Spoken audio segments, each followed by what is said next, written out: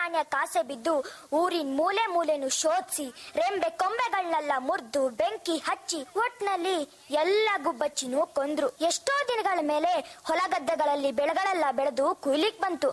ಆದ್ರೆ ಪೈರ್ಗಳಿಗೆಲ್ಲ ಹುಳ ಬಿತ್ತು. ಅದೇ ಗುಬ್ಬಚ್ಚಿಗಳೆಲ್ಲ ಬದುಕಿದ್ದಾಗ ಆ ಹುಳುಗಳನ್ನೆಲ್ಲ ತಿಂದು ಬೆಳೆಗಳು ನಾಶವಾಗೋದನ್ನ ತಪ್ಪಿಸ್ತಿತ್ತು. ಈಗ ಗುಬ್ಬಚ್ಚಿ ಇಲ್ದದಕ್ಕೆ ರಾಜನ್ ಸಮೇತ ಹಳ್ಳಿ ಜನ ಎಲ್ಲ ತಲೆ ಮೇಲೆ ಕೈ ಹೊತ್ಕೊಂಡ್ ಕುಂತರು. ಪುಟ್ಟು ಕೊನೆಗೂ ಒಂದು ಸುದೀರ್ಘ ಪ್ರಬಂಧವನ್ನ ಬರ್ದ. ಅದನ್ನ ಶಾಲೆಗೂ ಕೊಟ್ಟ. ಒಮ್ಮೆ ಪುಟ್ಟ ಗೆಳೆಯರೊಂದಿಗೆ ಸೇರಿ ಆಟ ಆಡ್ತಿದ್ದ. ಆಗ ಅಚ್ಚಚ್ಚೋ ಬೆಲದಚ್ಚೋ, ಅಲ್ಲಿ ನೋಡು ಇಲ್ಲಿ ನೋಡು, ಸಂಪಂಗಿ ಮರದಲ್ಲಿ ಗುಂಪು ನೋಡು. ಯಾವ ಗುಂಪು? ಕಾಗೆ ಗುಂಪು. ಯಾವ ಕಾಗೆ? ಕಪ್ಪು ಕಾಗೆ. ಯಾವ ಕಪ್ಪು? ಮಡಿಕೆ ಕಪ್ಪು. ಯಾವ ಮಡಿಕೆ? ಮಣ್ಣಿನ ಮಡಿಕೆ. ಯಾವ ಮಣ್ಣು? ಮೈಸೂರು ಮಣ್ಣು. ಯಾವ ಮೈಸೂರು? ವಿಶಾಲ ಮೈಸೂರು. ಪುಟ್ಟು, ಏ ಪುಟ್ಟು. ಏನ್ ಮಿಸ್? ಪುಟ್ಟು, ಗುಡ್ ನ್ಯೂಸ್. ನಿಂಗೆ ಎಸ್ಸೆ ಕಾಂಪಿಟೇಷನ್ ಅಲ್ಲಿ ಫಸ್ಟ್ ಪ್ರೈಸ್ ಬಂದಿದೆ. ಹೌದಾ? ಲಾ ಲಾ ಲಾ ಲಾ ಲಾ ಲಾ ಲಾ ಲಾ ಲಾ ಲಾ ಲಾ ಲಾ ಲಾ ಲಾ ಲಾ ಲಾ ಲಾ ಲಾ. ಗುಬ್ಬಿ ಗುಬ್ಬಿ, ನಂಗೆ ಕಾಂಪಿಟೇಷನ್ ಅಲ್ಲಿ ಫಸ್ಟ್ ಪ್ರೈಸ್ ಬಂತು. ಹೌದಾ? ಲಾ ಲಾ ಲಾ ಲಾ ಲಾ ಲಾ ಲಾ ಲಾ ಲಾ ಲಾ ಲಾ ಲಾ ಲಾ ಲಾ ಲಾ ಲಾ ಲಾ ಲಾ. ಗುಬ್ಬಿ, ನಿಜ ಹೇಳ್ಬೇಕು ಅಂದ್ರೆ ಈ ಪ್ರಶಸ್ತಿಗೆ ನೀನೇ ಕಾರಣ. ನನಗೆ ಎಷ್ಟೊಂದು ವಿಷಯ ತಿಳಿಸ್ದೆ ನೀನು. ನಾಳೆ ನಂಗೆ ಈ ಬಹುಮಾನ ಕೊಡ್ತಾರಂತೆ. ಅಲ್ಲಿ ನಾನು ನನ್ನ ಪ್ರಬಂಧನ ಎಲ್ಲಾರ ಮುಂದೆ ಓದ್ಬೇಕು. ಗುಬ್ಬಿ, ನನ್ನ ಆಸೆ ಏನ್ ಗೊತ್ತಾ? ನಾಳೆ ನಾನು ಇದನ್ನ ಓದುವಾಗ ನೀನು ಅಲ್ಲಿರ್ಬೇಕು. ನಾಳೆ ಸಂಜೆ ಸರಿಯಾಗಿ 3 ಗಂಟೆಗೆ ನೀನ್ ಎಲ್ಲೇ ಇದ್ರು ನಮ್ ಶಾಲೆಗೆ ಬಂದ್ಬಿಡ್ಬೇಕು. ಬೇಡಪ್ಪ, ನಾಳೆ ನನ್ನಲ್ಲಿ ಬರೋದು, ನೀನ್ ನಿಮ್ ಸ್ನೇಹಿತರಿಗೆಲ್ಲ ನನ್ ಬಗ್ಗೆ ಹೇಳೋದು, ಆಮೇಲೆ ಅವ್ರು ಹಾಗೆ ಎಲ್ರಿಗೂ ಹೇಳೋದು, ಕೊನೆಗೆ ನನ್ನ ಮತ್ತೆ ಎಕ್ಸಿಬಿಷನ್ ಅಲ್ಲಿ ಕೂಡ ಹಾಕೋದು. ನಾನ್ ಬರಲ್ಲ. ಇಲ್ಲ ಗುಬ್ಬಿ, ನೀನ್ ಬರೋ ವಿಷಯ ಯಾರಿಗೂ ತಿಳಿಯಲ್ಲ. ನಿಜವಾಗ್ಲೂ? ನಿಜವಾಗ್ಲೂ ನಿನ್ ಮೇಲಾಣೆ. ಈ ಬಹುಮಾನದಿಂದ ಪುಟ್ಟು ಅವರ ತಂದೆ ಸಿಹಿ ತಂದು ಎಲ್ರಿಗೂ ಹಂಚಿದ್ರು. ಕೊನೆಗೂ ಆ ಸಮಾರಂಭದ ದಿವಸ ಬಂದೇ ಬಿಡ್ತು. ಪುಟ್ಟು ವೇದಿಕೆ ಮೇಲೆ ಹೋಗಿ ತನ್ನ ಪ್ರಬಂಧವನ್ನ ಇನ್ನೇನು ಓದಬೇಕು. ಅವನ ಮನಸ್ಸೆಲ್ಲ ಗುಬ್ಬಿ ಮೇಲೇನೆ. ಗುಬ್ಬಿ ಯಾಕಿನ್ನೂ ಬಂದಿಲ್ಲ? ಛ, ನಮ್ಮ ಅಪ್ಪ ಅಮ್ಮನೂ ಇನ್ನೂ ಬಂದಿಲ್ಲ. ಏನಾಯ್ತು? ಹಾ, ಅಪ್ಪ ಅಮ್ಮ ಬಂದ್ರು. ಅಪ್ಪ, ಯಾಕಿಷ್ಟು ಲೇಟು? ಇನ್ 2 ನಿಮಿಷ ತಡ ಆಗಿದ್ರೆ ನಾನು ನನ್ನ ರೀಡಿಂಗ್ ಶುರು ಮಾಡ್ಬಿಡ್ತಿದ್ದೆ, ಗೊತ್ತಾ? ಅಯ್ಯೋ, ಅದೊಂದ್ ದೊಡ್ಡ ಕತೆ. ನೀನ್ ನಿನ್ ರೂಮಿನ ಕಿಟಕಿನ ಸರಿಯಾಗಿ ಹಾಕೊಂಡು ಬಂದಿರ್ಲಿಲ್ಲ. ನಿನ್ ರೂಮ್ ಒಳಗೆ ಒಂದ್ ಗುಬ್ಬಿ ಸೇರ್ಕೊಂಡ್ ಬಿಟ್ಟಿತ್ತು. ಅದನ್ನ ಓಡ್ಸೋಕ್ ಹೋಗಿ ಅದು ಎಲ್ಲೆಲ್ಲೋ ಹಾರಿ ಕೊನೆಗೆ ಫ್ಯಾನ್ ಸಿಕ್ಕಾಕೊಂಡು ನೆಲಕ್ಕೆ ಕಪ್ಪಳಿಸಿ ಅದು ಸತ್ತೇ ಹೋಯ್ತು. ಅದನ್ನ ತೆಗೆದು ಆಚೆ ಹಾಕ ಬರೋ ಅಷ್ಟರಲ್ಲಿ ಇಷ್ಟೊತ್ತಾಯ್ತು. ಹಾ, ಗುಬ್ಬಿನ ಸಾಯಿಸ್ಬಿಟ್ರ?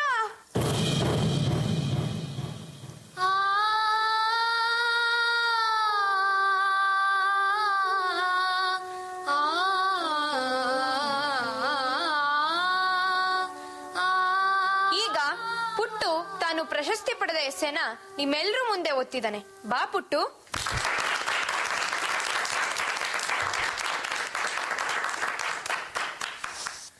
ಎಲ್ರಿಗೂ ನಮಸ್ಕಾರ. ನಮ್ಮ ದೇಶ ಪ್ರಗತಿ ಹೊಂದುತ್ತಿರುವ ದೇಶ. ಪ್ರಗತಿ ಅಂದ್ರೆ ಬಿಲ್ಡಿಂಗ್, ಕಾರು, ಹಣ ಇವೆಲ್ಲ ಅಲ್ಲ. ಈ ನಾಗರಿಕ ಸಮಾಜದಲ್ಲಿ ಪರಿಸರ ಮಿತ್ರನಾಗಿ ಬದುಕೋ ತೃಪ್ತ ಮನೋಭಾವನೆನೇ ಪ್ರಗತಿ.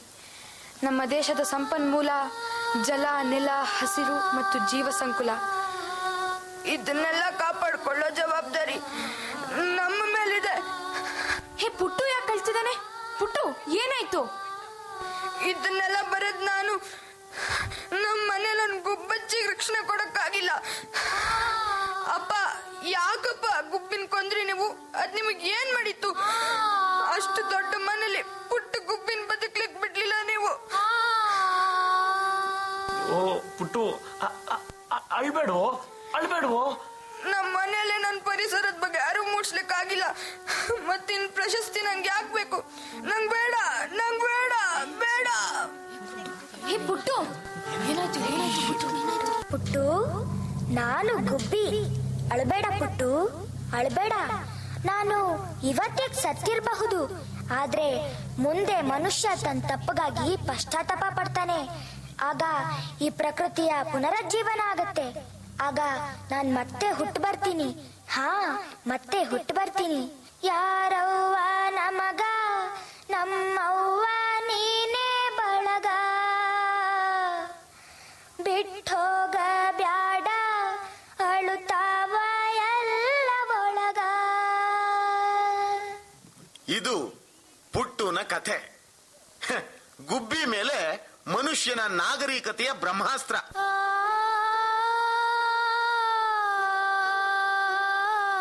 ಪ್ರಕೃತಿನ ಕಾಪಾಡಿ ತನ್ಮೂಲಕ ನಿಮ್ಮನ್ನ ನೀವೇ ಕಾಪಾಡ್ಕೊಳ್ಳಿ ಅಂತ ಹೇಳಿ ನಮ್ಮ ಕಥೆನ ಮುಗಿಸ್ತಾ ಇದೀವಿ. ನಮ್ಮ ಸಂದೇಶ ನೆನಪಿರ್ಲಿ ಮಕ್ಕಳೇ. ನಮ್ಮ ನಮಸ್ಕಾರ ನಿಮಗೆ.